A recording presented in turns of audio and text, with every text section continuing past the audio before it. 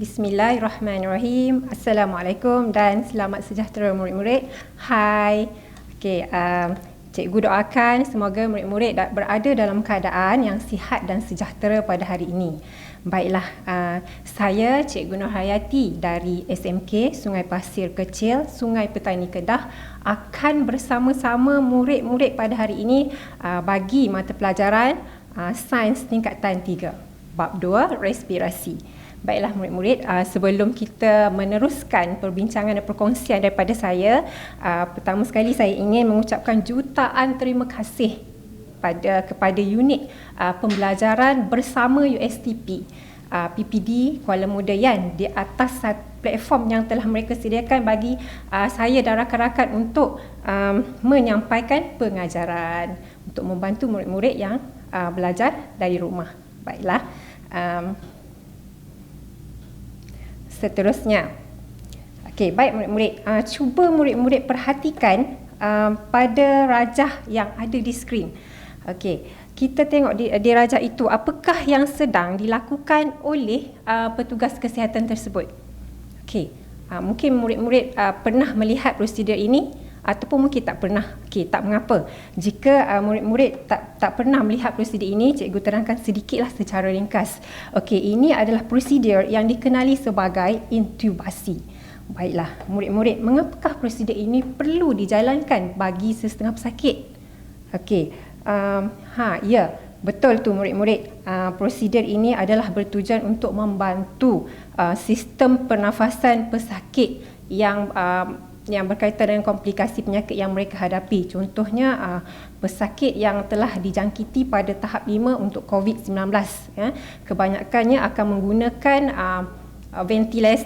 ventilator ataupun alat bantuan pernafasan. Jadi prosedur ini akan dijalankan. Okey, seperti yang telah dipelajari pada subtopik 2.1,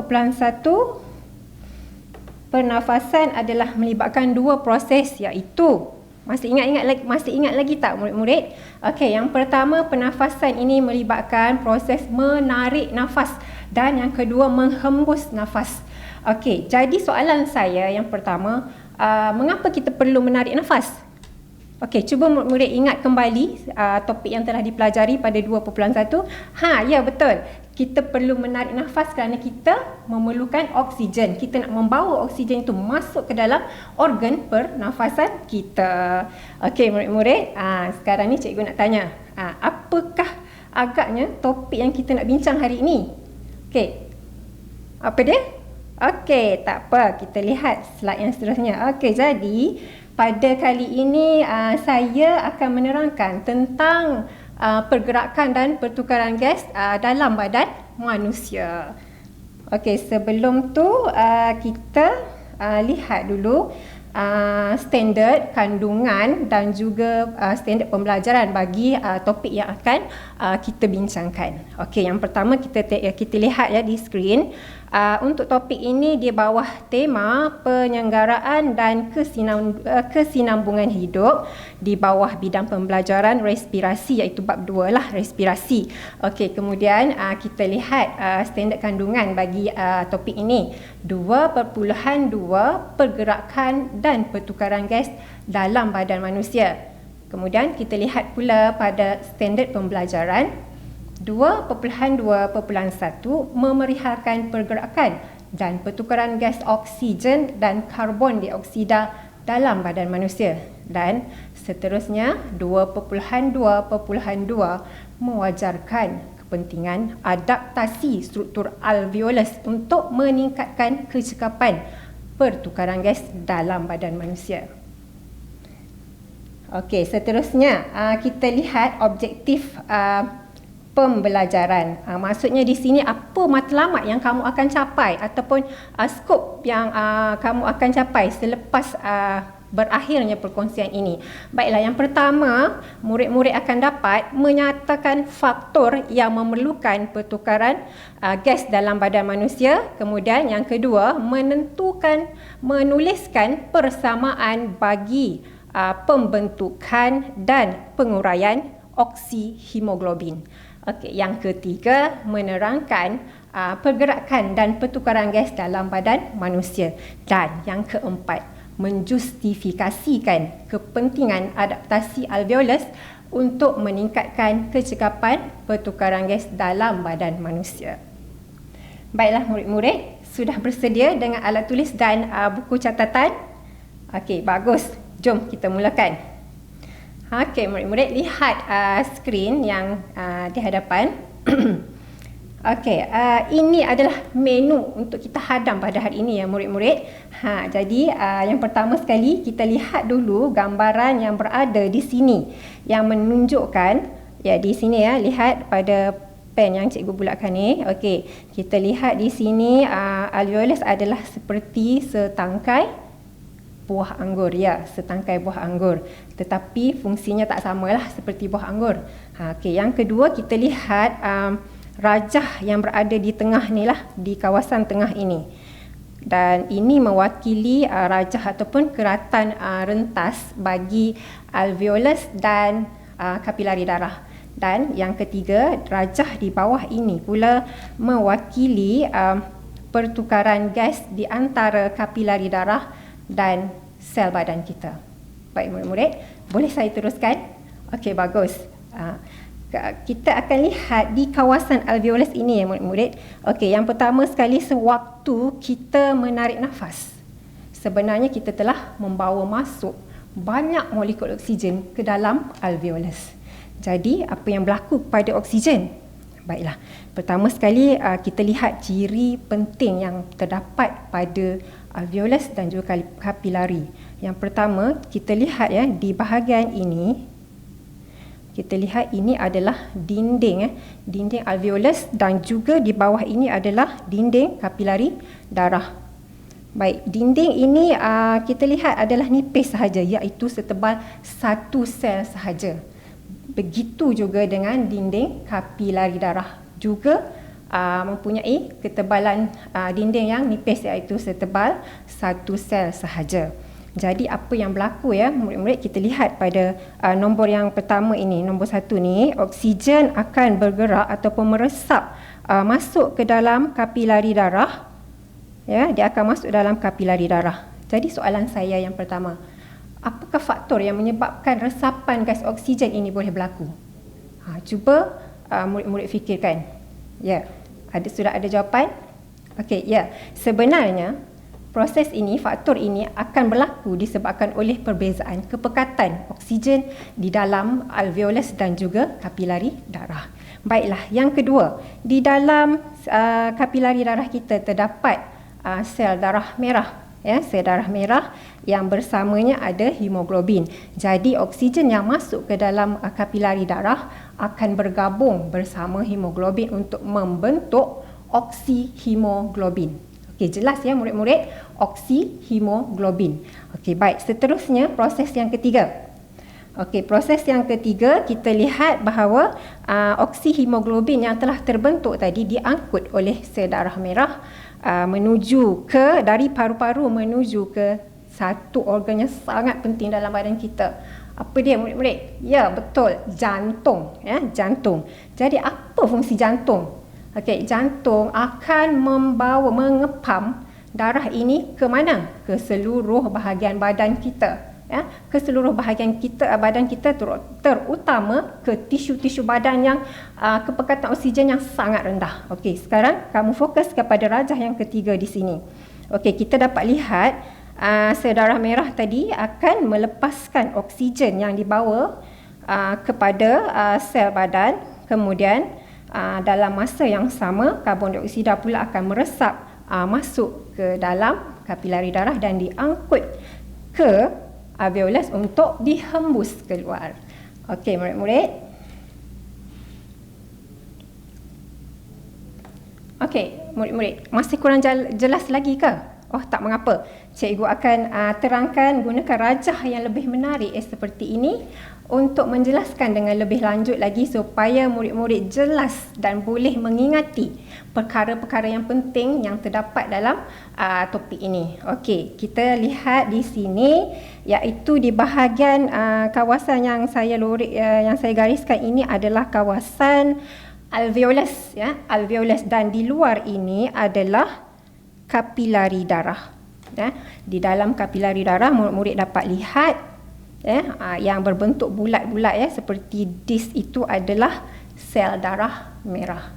Baik, apa yang berlaku di sini? Kita lihat udara yang masuk ke dalam alveolus ini adalah udara yang kaya dengan oksigen. Maksudnya di kawasan alveolus akan kepekatan oksigen itu adalah tinggi berbanding di dalam kapilari darah.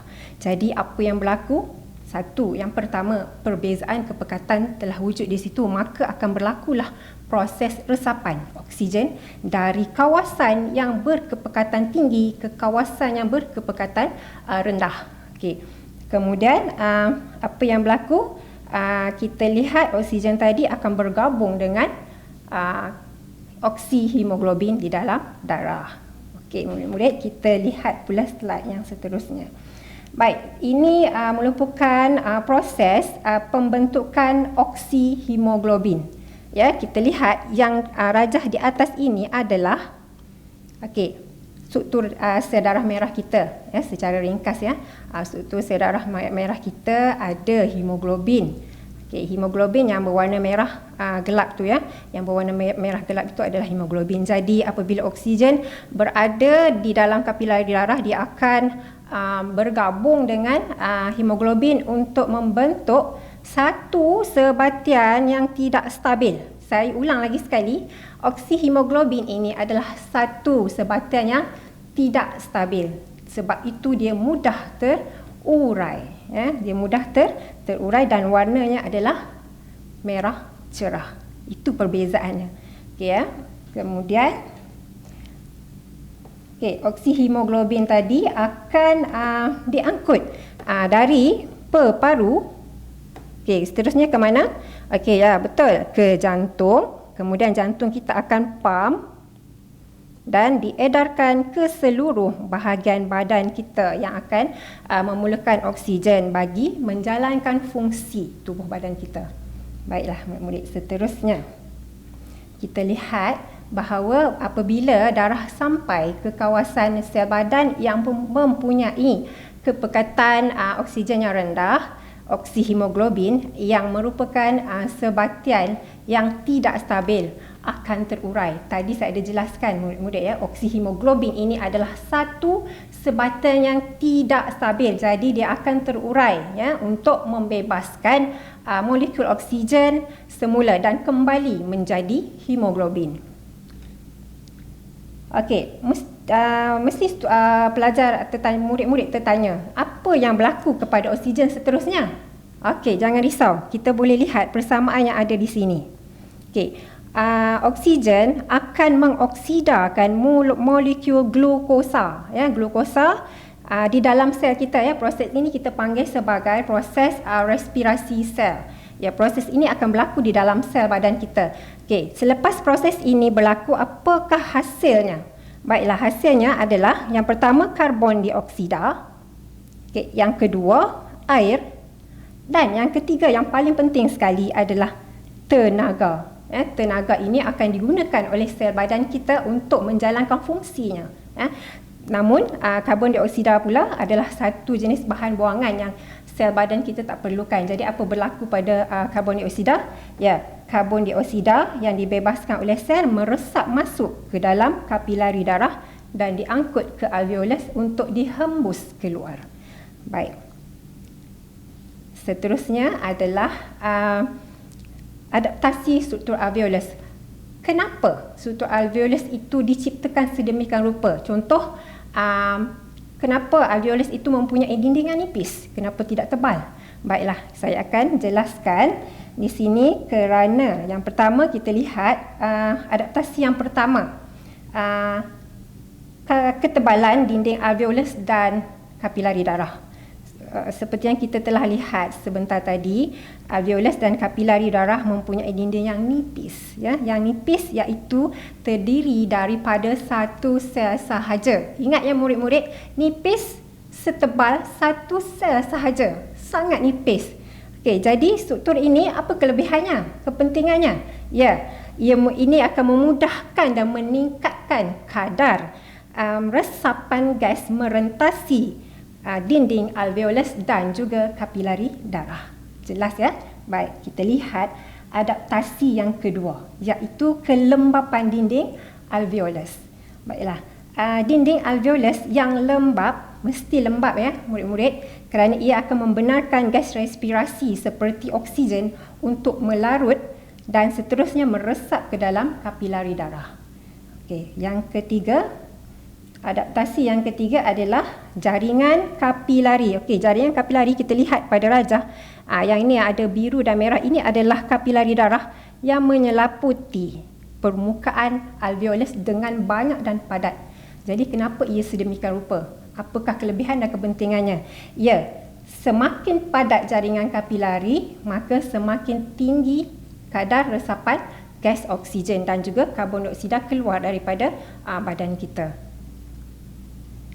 Seterusnya kita lihat adaptasi struktur yang keempat. Okey, yang keempat ialah luas permukaan alveolus. Okey ya. So seperti mana kita telah tahu, paru-paru mengandungi berjuta-juta alveolus yang menyediakan luas permukaan yang besar untuk pertukaran gas. Baiklah murid-murid, masih berada bersama saya lagi?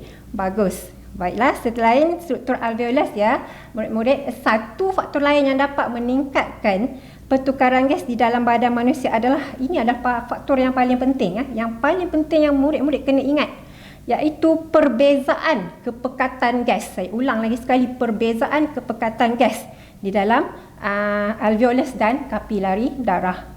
Jadi kesannya apa? Semakin besar perbezaan ya, maksudnya di sini semakin besar perbezaan kepekatan gas di dalam alveolus dan kapilari darah, semakin tinggilah kadar resapan gas antara alveolus dan juga kapilari darah ya. Contoh dalam rajah ini alveolus dan ini adalah kapilari darah. Baiklah murid-murid, sebagai kesimpulannya, ada berapa cara pengangkutan oksigen dalam badan kita? Okey, cuba murid-murid fikirkan berdasarkan penerangan yang telah saya kongsikan sebentar tadi. Okey, ya betul, ada 3 cara, iaitu yang pertama, resapan oksigen dari alveolus ke dalam kapilari darah. Yang kedua, resapan oksigen dari kapilari darah ke dalam sel-sel. Dan yang ketiga, pengangkutan oksigen oleh sel-sel darah merah. Baiklah, seterusnya yang kedua. Okey, di sini kamu boleh lihat ada dua persamaan yang melibatkan pembentukan dan penguraian oksihemoglobin.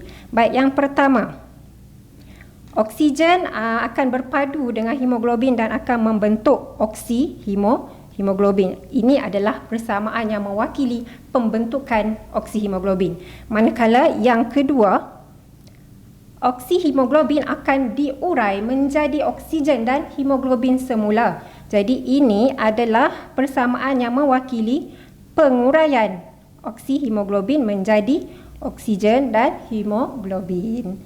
Okey, seterusnya cikgu telah ringkaskan di sini ya. Cikgu telah rumuskan berkaitan dengan adaptasi struktur alveolus. Yang pertama, ketebalan dinding alveolus dan kapilari darah. Yang kedua, kelembapan dinding alveolus. Yang ketiga, jaringan kapilari yang meliputi alveolus. Maksudnya semakin padat jaringan itu akan meningkatkan kapasiti oksigen yang akan diserap. Kemudian yang keempat adalah luas permukaan alveolus. Okey murid-murid, saya ada bonus untuk murid-murid. Okey, jom kita tengok apa bonus tu. Okey, ya, ini dia. Saya akan bincangkan soalan bersama murid-murid. Okey, soalan yang pertama, cuba lihat apakah faktor yang menentukan kadar pertukaran gas oksigen di dalam alveolus dan kapilari darah. Jadi untuk menjawab soalan, terutamanya soalan saya lah, so kita kena tahu apa kehendak soalan, iaitu contoh soalan pertama, kita cari kata tugas soalan tersebut. Okey, contohnya soalan pertama kita lihat apa kata tugas dia, apakah faktor. Soalan ini dia tanya apakah faktor. Faktor apa? Faktor yang menentukan kadar pertukaran gas. Okey, kita lihat jawapan, contoh jawapan yang cikgu beri dekat sini. Apa faktor dia? Perbezaan kepekatan gas oksigen. Perbezaan kepekatan gas oksigen di dalam alveolus dan kapilari darah. Okey, soalan yang kedua, huraikan keadaan proses yang berikut. Okey, keadaan keadaan di mana hemoglobin ditukar menjadi oksihemoglobin. Yang kedua, oksihemoglobin diurai menjadi hemoglobin. Okey, kita lihat kata tugas dalam soalan ini, iaitu huraikan. Huraikan apa Huraikan keadaan dua proses yang disebutkan dalam soalan itu. Okey, kita lihat contoh jawapan. Murid-murid boleh semak. Okey, dalam keadaan kepekatan oksigen yang tinggi. Kepekatan oksigen yang tinggi, hemoglobin akan bergabung dengan oksigen secara kimia untuk membentuk sebatian oksihemoglobin. Okey, B, dalam keadaan kepekatan oksigen yang rendah. Saya tandakan poin penting di sini. Dalam keadaan kepekatan oksigen yang rendah, oksihemoglobin akan terurai untuk membentuk hemoglobin dan oksigen. Okey, soalan yang ketiga, tuliskan persamaan yang melibatkan pembentukan oksihemoglobin. Ini contoh jawapan Ini contoh jawapan bagi cara untuk menuliskan persamaan. Okey, jadi kita tulislah persamaan dia. Oksigen bergabung dengan hemoglobin dan akan membentuk oksihemoglobin. Baiklah murid-murid, seterusnya soalan yang terakhir daripada saya. Okey, huraikan kepentingan ciri oksihemoglobin sebagai sebatian yang kurang stabil dalam pertukaran gas di dalam badan. Kita telah tahu bahawa oksihemoglobin ini memang sebatian yang tidak stabil, jadi dia mudah terurai. Jadi apakah kepentingan ciri ini kepada pada sistem respirasi kita? Baik, kita lihat contoh jawapan yang ada di sini. Okey, oksihemoglobin adalah sebatian yang tidak stabil. Jadi oksihemoglobin mudah terurai kepada hemoglobin dan oksigen apabila sampai ke sel badan, supaya di sini dia punya poin dia, supaya dapat meresap ke dalam sel. Baiklah murid-murid, cikgu harap dengan perbincangan kita ini murid-murid dapat memahami topik ini dengan baik sekali. Jadi sebelum saya mengakhiri sesi kita ini, saya ada satu pesanan untuk murid-murid. Stay home, stay safe. Okey, dan juga jangan lupa like, share dan subscribe pada YouTube PPD Kuala Muda dan di laman Facebook Sektor Pembelajaran PPD KMY. Okey, bye.